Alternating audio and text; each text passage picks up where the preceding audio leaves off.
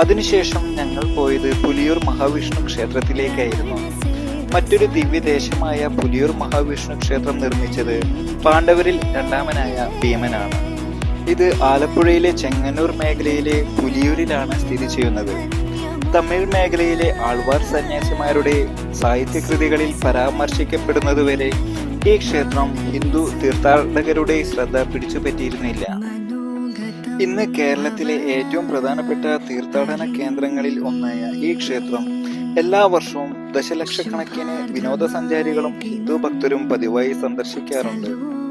ക്ഷേത്ര പ്രദേശത്ത് ഉയർത്തിയ ഒരു വേദിയിൽ സ്ഥാപിച്ചിരിക്കുന്ന ഭീമന്റെ ശക്തിയേറിയ ആയുധമായ ഗദയും നിങ്ങൾക്ക് ഇവിടെ കാണാൻ കഴിയും.